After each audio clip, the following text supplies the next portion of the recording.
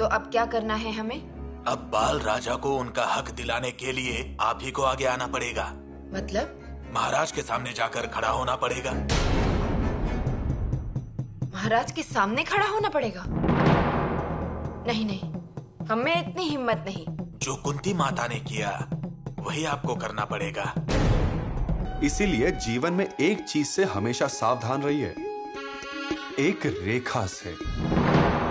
इसलिए बाल राजा, मन में, घर में, गांव में और स्वराज में रेखा होनी नहीं चाहिए। इसीलिए बाल राजा, हम दोनों के बीच कभी किसी को रेखा नहीं मारने देंगे। क्या रेखा मारने देंगे? नहीं। शंभू राजा स्वराज के सारे अधिकार जैसे उनके ही पास है ऐसा बर्ताव करते हैं। सब जगह उन्हीं की मर्जी, सभी जगह वो। इन सब में बाल राजा कहाँ है? उनका भविष्य का क्या? उनका भविष्य? बाल राजा, सभी रेखाएं अच्छी ही होती हैं। अभी ये देखिए, आपके माथे की ये 3 आदि रेखाएं वही शिवगढ़ है। और अगर ये रेखाएं खड़ी हो तो उसका होता है हरि नाम। हाँ। मतलब वही रेखाएं, माथा भी वही, पर वो आदि है या खड़ी, उस पर निर्भर करता है। बाल राजा, जब ये रेखाएं योद्धा के हाथ में होती है और जब उसे धार लगती है तो वो तलवार बनती है। और वही रेखाएं जब सैनिक के हाथ में आती हैं तब वो भाला बन जाती है। बस उसे धार करना पड़ता है। सच है। भगवान जो आकाश में रेखा मारते हैं ना, उसे हम इंद्रधनुष कहते हैं।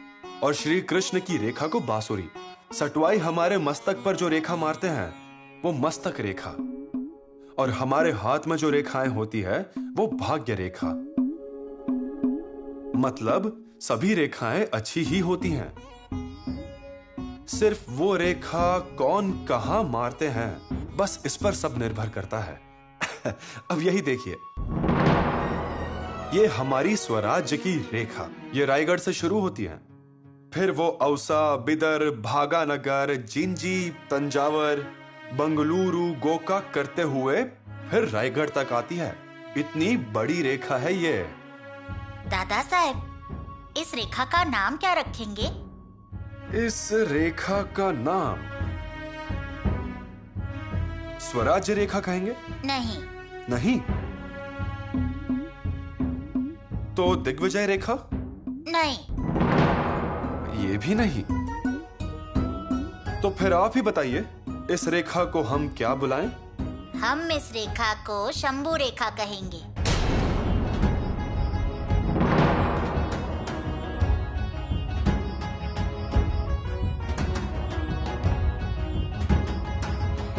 शंभू रेखा?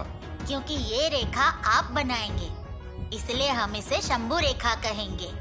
बाल राजा।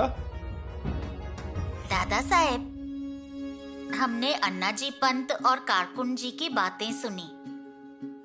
वो कहते हैं कि कागज की रेखाएं एकदम ही तीखी होती हैं। क्या ये सच है?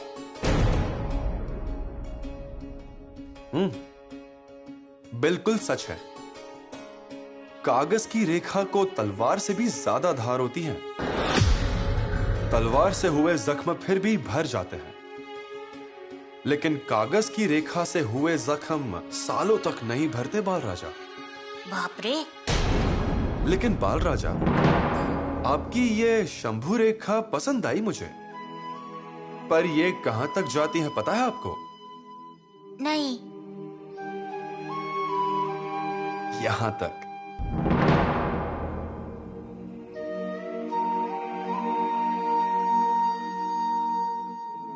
क्या बोल रही हैं आप महारानी जी? बाल राजा के भविष्य का सोचने और चिंता करने के लिए हम भी हैं। ये सिर्फ कहने की बात है, ऐसा होता नहीं है।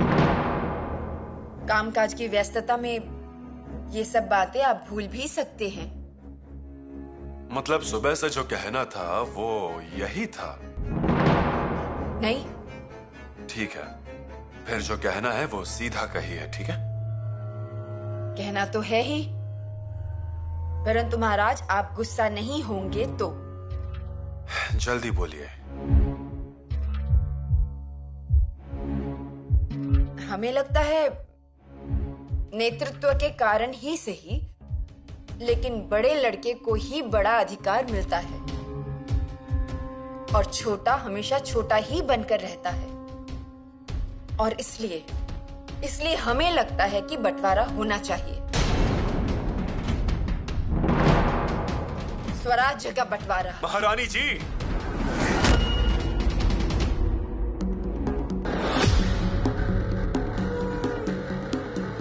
गुस्सा मत होइए महाराज। कैसी बातें कर रही हैं आप? और वो कौन है आपके इन शब्दों के पीछे?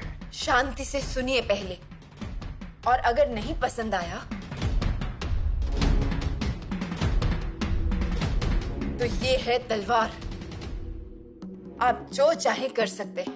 महाराज, शंभू राजा को दक्षिण का जीता हुआ प्रदेश दे दीजिए और हमारे बाल राजा को ये स्वराज्य दे दीजिए। राज्य, स्वराज्य, ये क्या बोल रही हैं आप? और कैसा बंटवारा? अगर कल स्वराज्य का बंटवारा करना पड़े तो उसमें अधिकार सब घरों का होगा, घर के सभी लड़कों का होगा। बाल राजा सिर्फ हमारे घर जन्मे, इसलिए उन्हें आधा हिस्सा। ये झूठ, ये हमें मंजूर नहीं। मतलब बाल राजा की कोई भी कीमत नहीं? स्वराज्य के आगे हमारी भी कीमत नहीं है। ये बात आगे से ध्यान में रखिएगा। और दूसरी बात, पिछले 32-33 साल हम दिन रात संघर्ष कर रहे हैं। वो हम राजा बनने के लिए नहीं, उसके पीछे का हेतु सिर्फ इतना ही कि अपने गरीब लोगों को सुख मिले, औरतों को सुख मिले, उन्हें उनके अधिकार, उनके हक मिले, इतना ही। उनका जीवन निर्भय हो, इतना ही। हमने खुद को कभी राजा माना नहीं और ना ही हमने किसी को कहा कि हमें राजा कहें। हम प्रजा के सेवक हैं। लेकिन महारानी, आज आप जिस बंटवारे पर पहुंच चुकी हैं, उस तक पहुंचने से पहले हमारे गले के ये 64 कवड़ की माला एक बार तो देख ली होती। रानी मां ने ही ये माला हमारे गले में डाली। इसका मतलब जानती हैं आप? महाराज, आप हिस्सा मांग रही हैं, और हिस्सा मांगने का सच्चा अधिकार जिसने खून बहाया, बलिदान दिया, उनके बच्चों का, वो पहले, उसके बाद हम। और ये बातें हमेशा याद रखिएगा। महाराज, आप जो कह रहे हैं वो सब सही है, लेकिन एक राजा का बच्चा ऐसा ही घूमता रहेगा? आपके यहाँ उसने जन्म लिया, ये उसका दुर्भाग्य है? बिल्कुल भी नहीं। पर जिस सिंहासन के पास जाने का आप सोच रही हैं, वहां तक जाने के लिए बहुत कठिनाइयां पार करनी होगी। ठीक है, आप जैसा कहेंगे वैसा होगा। हमारे मन में जो आया वो बोला। फिर कभी मत बोलिएगा। हमने बोला, गलती हुई, माफ कीजिएगा। परंतु अगर हमारी बात शंभू राजा को पसंद आई तो? शंभू राजा को बंटवारे की बात नामुमकिन है। महाराज, आपका तराजू सोने का है, आप उसमें हमें क्यों तोल रहे हैं? शंभू राजा को दक्षिण का राज्य पसंद आया तो आगे जाकर गलतफहमी नहीं होगी, और अगर नहीं भी पसंद आया तो हम दक्षिण में जाएंगे। परंतु बाल राजा बड़े होने के बाद राजाराम राजा वहां का प्रदेश बढ़ाएंगे। आखिर में बढ़ेगा तो स्वराज ही। आप शंभू राजा से बात तो कीजिए। देखिए महारानी, जिस दृढ़ता से आप ये बोल रही हैं, उसका मतलब यही है कि आप काफी वक्त से इस बात के बारे में सोच रही हैं। ठीक है, बंटवारे की बात का फैसला हम आज ही करेंगे।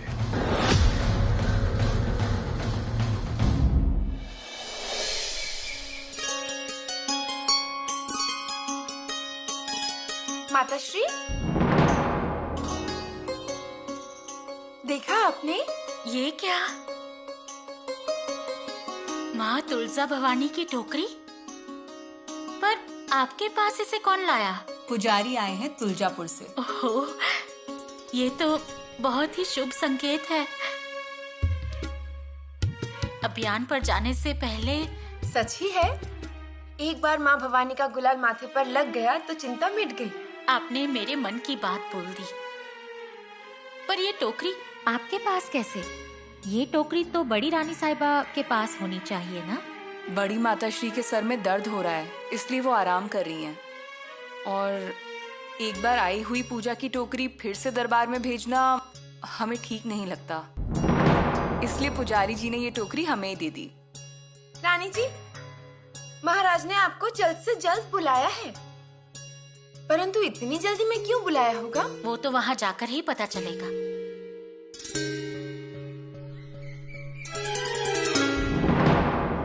बड़ी रानी,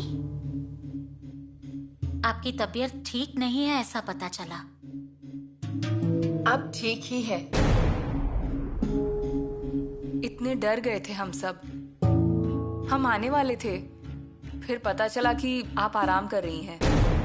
टोकरी भी तो देनी थी ना आपको। दीजिए जब आपका मन करे। पिताश्री, इतनी जल्दी में क्यों बुलाया? हमने आप सभी को तत्काल में बुलाया। शंभू राजा और बाल राजा भी जल्द ही आ जाएंगे। उससे पहले हम बात कर लेते हैं। प्रणाम महाराज। आइए सचिव, आइए। हमें स्वराज्य की पूरी जानकारी दीजिए। किले पर जमीन कितनी है, कितने बीघे में फैला है ये बताइए। घोड़े कितने हैं, बख्तरबंद, होड़ी, मचवे, समुद्री जहाज कितने हैं, नगद कितने हैं, सोना कितना है, रुपये कितने हैं, मोती कितने हैं, ये सब हमारे घर के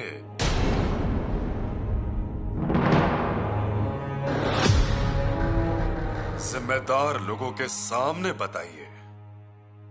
कितने क्षेत्र और कितने मुल्क हैं, बताइए सचिव जी।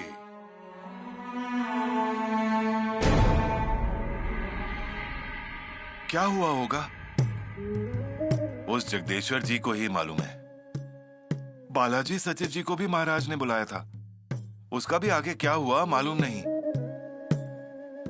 पर उन्हें क्यों बुलाया होगा? क्या होगा क्या नहीं, उसकी लटकती हुई तलवार है ही। पर एक बात बताता हूँ, महाराज जी को गुस्सा आया होगा जरूर। आप सब लोग बहुत डरपोक हैं।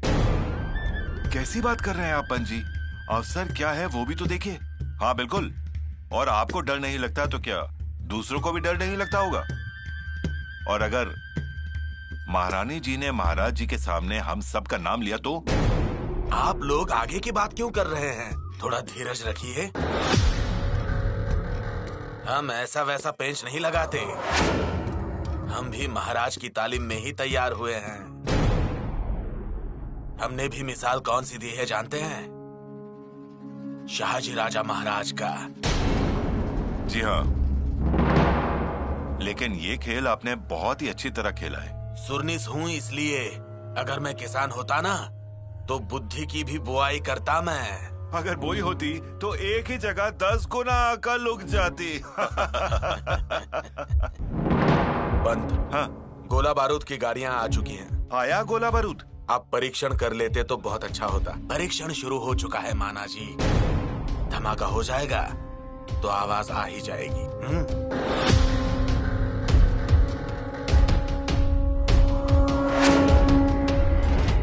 प्रजा की स्थिति के बारे में जानकारी दीजिए।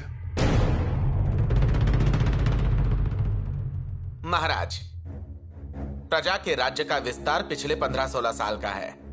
आज के दिन हमारा स्वराज्य ये नासिक, भिवंडी, कल्याण, यहां से लेकर कोकण, तल कोकण, आगे धारवाड़ तक है। उसी के साथ पश्चिम घाट माथा, साथ ही इंदापुर सुपे, ये जहांगीरी का प्रदेश है। वो आगे कर्नाटक की सरहद तक जाता है। इसमें कुल 362 किले हैं। और आज जमीन पर कुल 1,02,000 की फौज है। 40,000 बढ़िया नस्ल के घोड़े हैं और 25,000 बैल और खच्चर हैं। उसी के साथ जल दुर्गों की संख्या बढ़ रही है।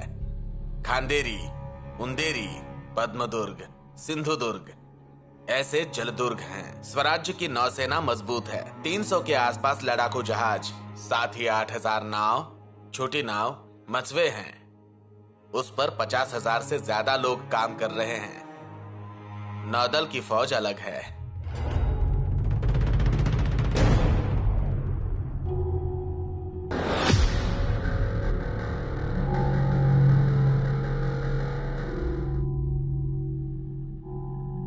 हमारे पास पुणे की जहांगीर थी,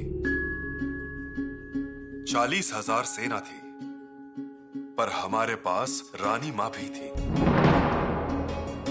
महाराज का आशीर्वाद भी था और उस योग्यता के आधार पर आज हम 1 करोड़ की सेना खड़ी कर पाए हैं।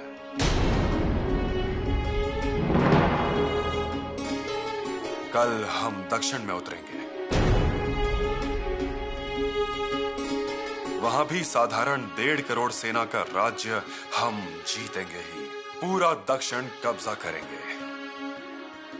मतलब कुल मिलाकर 2.5 करोड़ की सेना का राज्य निर्माण होगा।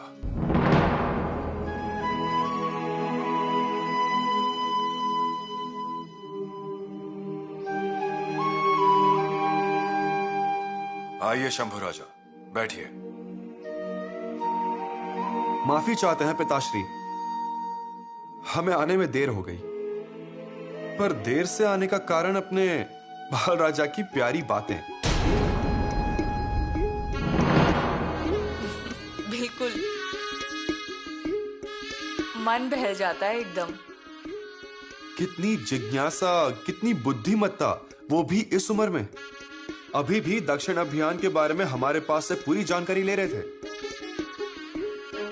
हमने नक्शे पर एक रेखा लगाई, रायगढ़ से लेकर जिंजी तंजावर तक की, और उस रेखा को नाम दिया स्वराज्य रेखा। तो पता है बाल राजा क्या कहते हैं? बड़े भैया, ये तो शंभू रेखा है।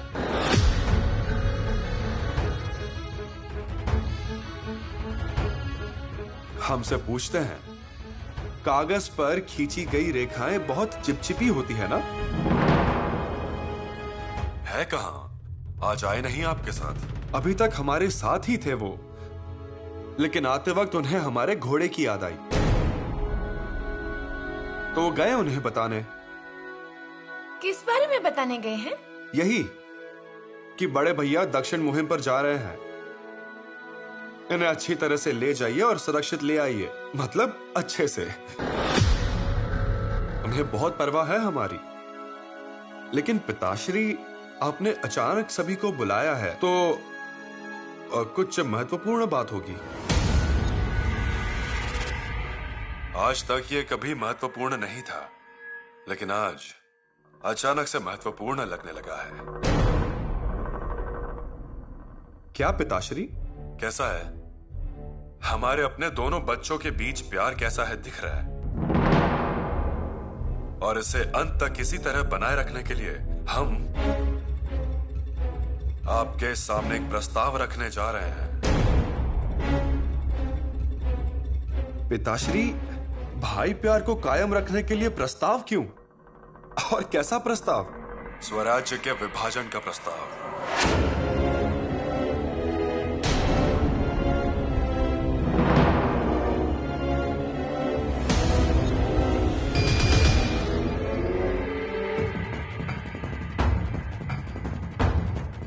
स्वराज्य का विभाजन?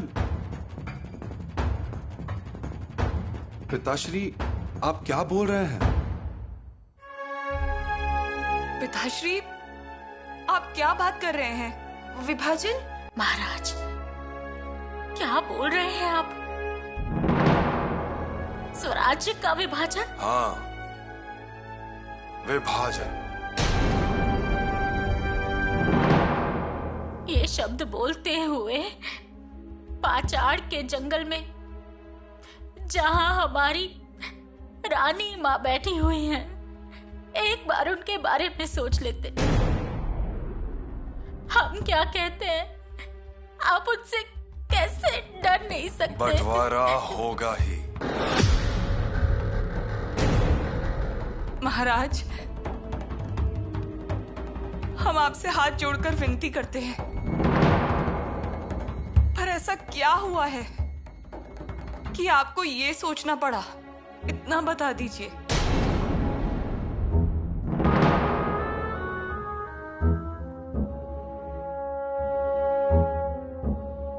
युवराज ने अपना हिस्सा मांगा,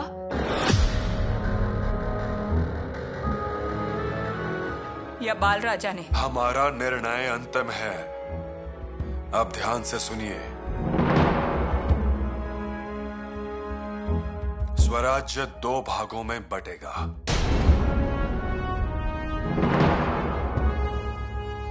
एक, ये मूल स्वराज्य जिसे अब सचिव पढ़ रहे हैं, और दूसरा भाग हम जिसे दक्षिण में जीतेंगे।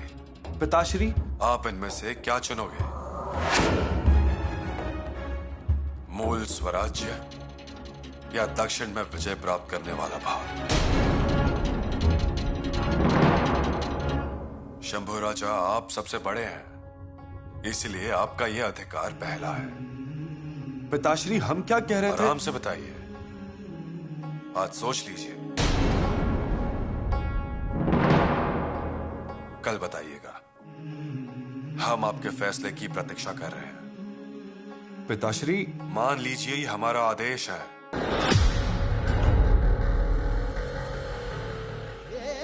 आदेश का पालन करें।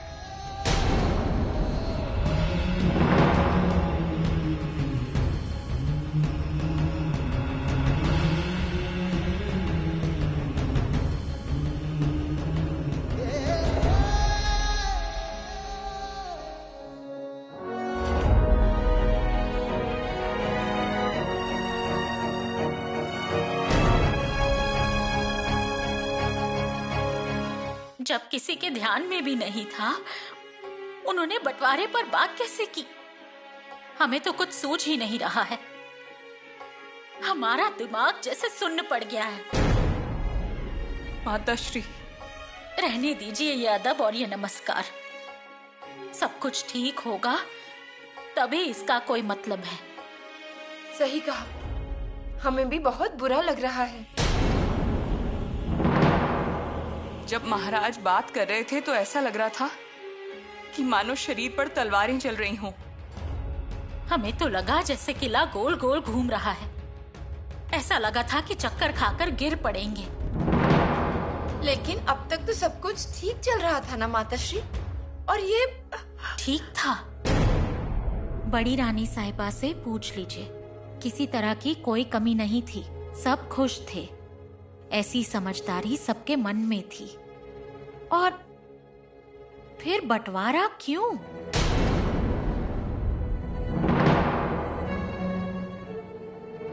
माताश्री, पिताश्री के बोलने पर आपको आपत्ति व्यक्त करनी चाहिए थी।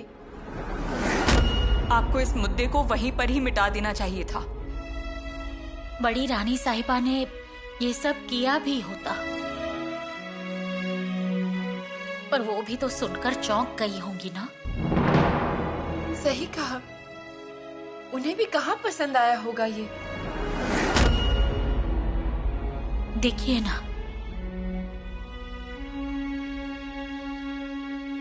अभी तक उस सदमे से बाहर नहीं निकली हैं। बिल्कुल। स्वराज के इस पेड़ को रानी माँ और महाराज ने बड़े प्रेम से लगाया था। हम सभी उसके छांव में बैठे हैं। आज उसी पेड़ की टहनियों को तोड़कर महाराज इसे नष्ट कर देना चाहते हैं। सच कहा आपने। बंटवारे से विभाजन होंगे और क्या? हमें तो पिताश्री के इस बंटवारे के विचार से आश्चर्य है। ये बंटवारे का विचार महाराज का हो ही नहीं सकता। आपको भी यही लगता है ना बड़ी रानी साहिबा?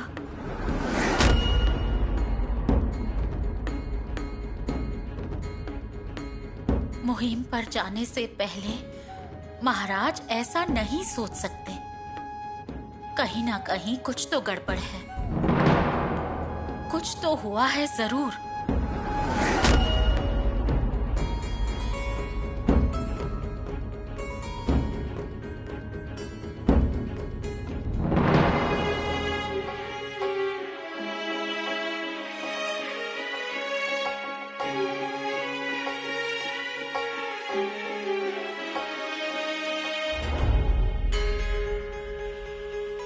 आप दोबारा आ गए?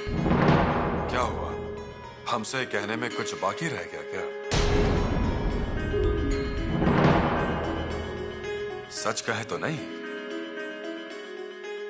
हमने सब कुछ बता दिया था। बंटवारे का प्रस्ताव भी कितनी बखूबी से बता दिया। बताया ना? हाँ,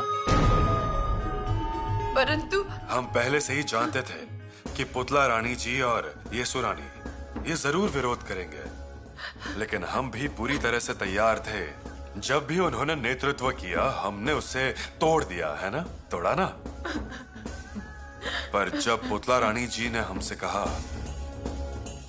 कि वो पत्थर के जंगल में रानी मां देख रही है, तो सच बोलता हूं थोड़ी देर के लिए हिल गए थे। पर हम डगमगाए नहीं, क्योंकि अगर उस वक्त हम डगमगाते तो बंटवारे का प्रस्ताव ऐसे हिम्मत करके नहीं बता पाते।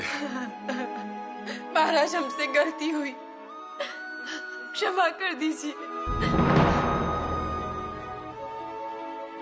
किस लिए? बंटवारे के लिए। हम किसी से भी नजर नहीं मिला सकते अब। हमारा मन हमें कोस रहा है। क्यों? किले पर किसी को भी पता चला तो क्या सोचेंगे सब हमारे बारे में? पर महारानी, बताते वक्त हमने ऐसा कुछ भी नहीं कहा। आपका नाम तक नहीं लिया हमने। ये आपका बड़प्पन है। आपने परिवार के नजरों में हमें नीचे नहीं गिराया। यही संभालना होता है सोयरा रानी जी। महाराज, हमसे गलती हो गई, माफ कर दीजिए हमें। नहीं नहीं, आप स्वराज्य की महारानी हैं। हम कौन होते हैं आपको माफ करने वाले? और तीर कमान से निकल चुका है, उसकी वापसी अब संभव नहीं। हमें बंटवारा नहीं चाहिए, बिल्कुल नहीं चाहिए। महारानी जी, अब बहुत देर हो गई है। लेकिन आखिरकार आप मां हैं। मां की अंधी माया के कारण आज आप इस स्थान पर पहुंची हैं। आप शायद भूल गई कि आप स्वराज्य की महारानी हैं। हमसे गलती हो गई। ऐसा हमेशा हुआ है। आपको याद होगा, पिछली बार जब मुंडन की बात निकली थी तब आपने हमसे पूछा था हमारे बेटे का क्या। तब हमने आपको समझाया था। अभी भी हम आपको समझा सकते हैं, पर महारानी अब देर हो गई है। तीर निकल गया है और वो शंभू राजा के दरबार में पहुंच गया है। अब देखते हैं शंभू राजा क्या कहते हैं। पर आज जो हुआ वो एक तरह से अच्छा ही हुआ, क्योंकि आज हम आपका विरोध करते हैं तो आज भी आप चुप ही रहती, और ये स्थिति आगे जाकर बार बार वापस उठती। महाराज, हम ऐसा फिर नहीं करेंगे। क्या कह रही हैं आप महारानी जी? आखिर ये मन ही है। सोच, शंका, ये सब तो आएगा ही। इसीलिए जो निर्णय कल लेना है वो फैसला आज ही ले लेते हैं। बंटवारा तो बंटवारा ही है। केवल एक ही बात है, हमारे शंभू राजा ने अपने स्वराज्य के लिए बहुत कुछ सहा है। स्वराज्य में उनका बहुत बड़ा हिस्सा है, इसीलिए स्वराज्य में से कौन सा हिस्सा लेना है ये अधिकार सिर्फ उन्हें है। अब देखते हैं शंभू राजा क्या मांगते हैं। स्वराज्य या दक्षिण?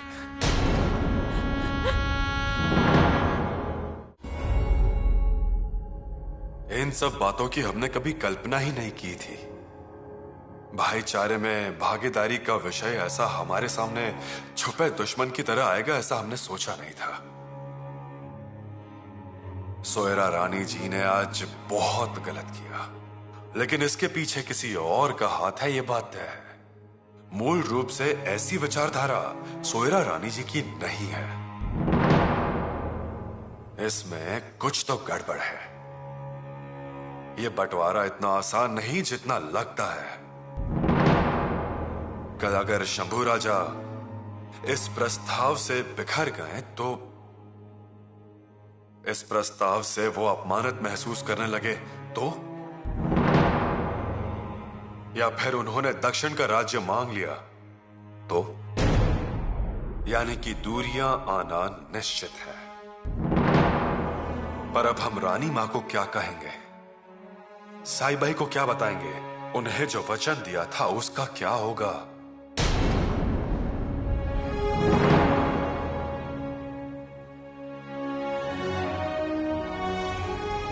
शंभू राजा को जीतने वाला दक्षिण का प्रदेश दे दिया जाए और हमारे बाल राजा को यह स्वराज्य दे दिया जाए।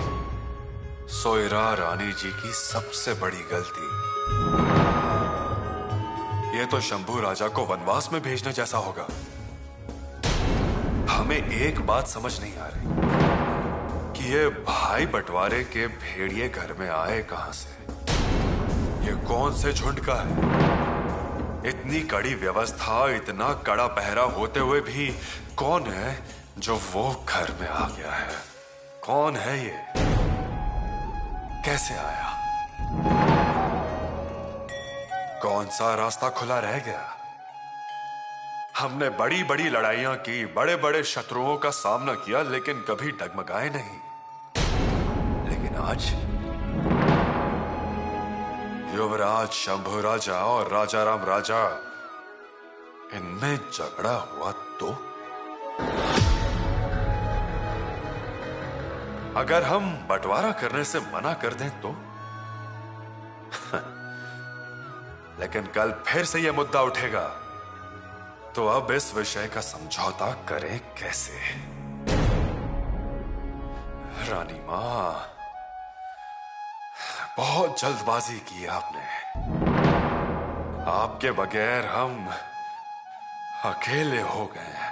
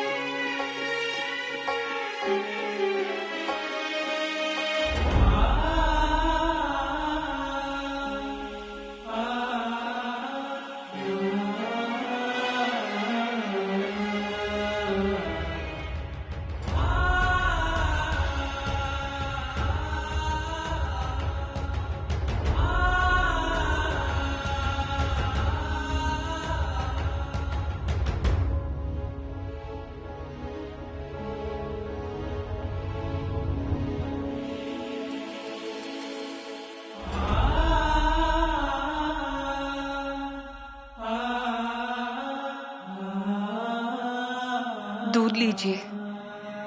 आज आपने सुबह से कुछ नहीं खाया है। आज हमें दूध नहीं चाहिए। मलाई नहीं है, निकाल दी है हमने।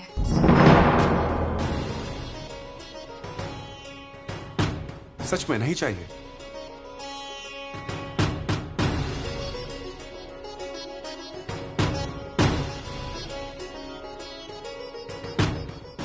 क्या फैसला किया है आपने?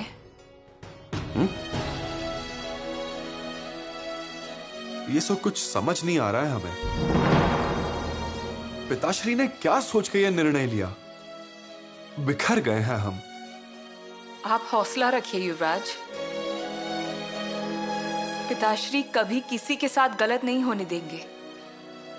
इस बंटवारे के प्रस्ताव के पीछे जरूर कोई ना कोई ठोस वजह होगी। हमें ऐसा नहीं लगता। यीशु, जब पिताश्री ने बंटवारे का प्रस्ताव हमारे सामने रखा ना, तब उनकी आंखों में हमें दर्द नजर आया। पिताश्री को बेशक इस बात की तकलीफ हुई होगी। नहीं तो मतलब हमें ऐसा बिल्कुल भी नहीं लगता। ऐसा ही है यीशु। पिताश्री ने आज भोजन भी नहीं किया। पिताश्री ने भोजन नहीं किया, इसका यह अर्थ है कि बंटवारे का विषय पिताश्री को आनंद देने वाला नहीं है। फिर भी पिताश्री ने इस प्रस्ताव को हमारे सामने रखा। वही तो। युवराज, आपने क्या सोचा है इस बंटवारे के बारे में?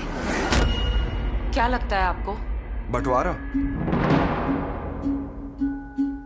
यीशु, बंटवारा यह विषय ही मूल रूप से बुरा विषय है। हमें यही लगता है कि बंटवारा यानी दुश्मनों की फौज, दोनों हाथ में धारदार तलवार लेकर घर में घुसने वाली,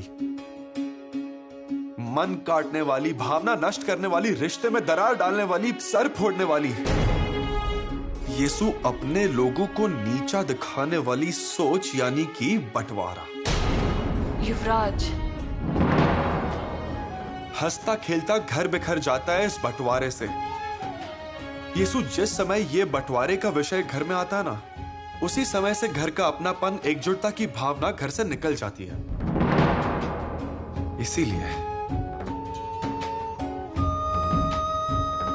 इसीलिए हम इस बंटवारे के खिलाफ हैं। हम आपकी बात समझते हैं, लेकिन युवराज, क्या आप पिताश्री के फैसले के खिलाफ जाएंगे?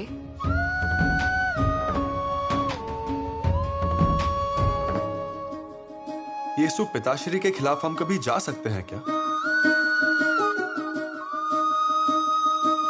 फिर भी एक बार हम उनसे बात करेंगे, उनसे निवेदन करेंगे। पिताश्री आपकी बात नहीं सुनेंगे। उन्होंने कुछ ना कुछ विचार करके ही ये फैसला लिया होगा। ये तो सच है, लेकिन यीशु, बंटवारा यानी कि घर के ही अंदर कई और दीवारें खड़ी हो जाना होता है, जैसे कि निंदा, ईर्ष्या, स्वार्थ, द्वेष, गुस्सा, लोभ का निर्माण करने वाली दीवारें। और यही दीवारें घर में रहने वाले लोगों का जीना मुश्किल कर देती हैं। कल तक का महसूस होने वाला अपनापन आज अचानक से पराया हो जाता है। हम बंटवारा चाहते हैं और वो मिल जाता है, लेकिन खुशियों के रास्ते बंद हो जाते हैं। घर की मुस्कुराहटें रोने लगती हैं और रोना जोर जोर से हंसने लगता है।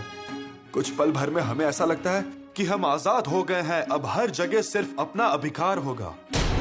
लेकिन कुछ पल भर के लिए ही, दूसरे ही पल में हमें अकेलापन महसूस होने लगता है। सगा भाई प्यार भरा साथ दे, वही लाखों मोल वाली बात है। उसकी तुलना नहीं कर सकते। सच कहा आपने। यीशु, ऐसा कहा जाता है कि प्यार के बिना हम अधूरे हैं, इसीलिए प्यार जरूरी है। और स्वराज्य में तो रानी मां ने पिताश्री के साथ सोने का हल चलाकर प्यार की मिट्टी भूरी कर रखी है, स्वराज्य में एकजुटता बढ़ाने के लिए। इसीलिए स्वराज्य में बंटवारा होना भयानक होगा। इसमें किसी का भला नहीं होगा। आप जो कह रहे हैं ना, हम उससे बिल्कुल सहमत हैं। पर जरा सोचिए कि पिताश्री के मन में ये ख्याल आया कहां से? वही तो समझ नहीं आ रहा है यीशु। मुहिम की लगभग सब तैयारी हो चुकी है, घोड़े लगाम कसकर तैयार थे, फौज जाने के लिए तैयार थी, और अचानक से ये सब।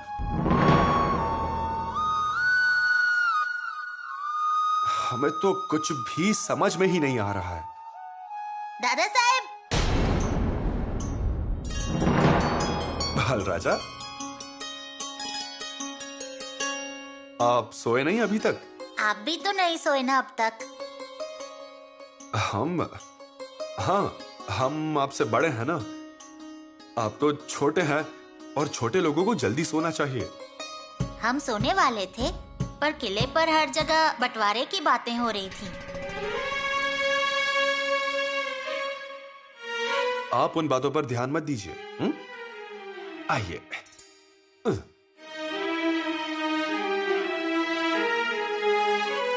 आइए, गोद में सुलाते हैं आपको। पर दादा साहेब, बंटवारा मतलब क्या होता है?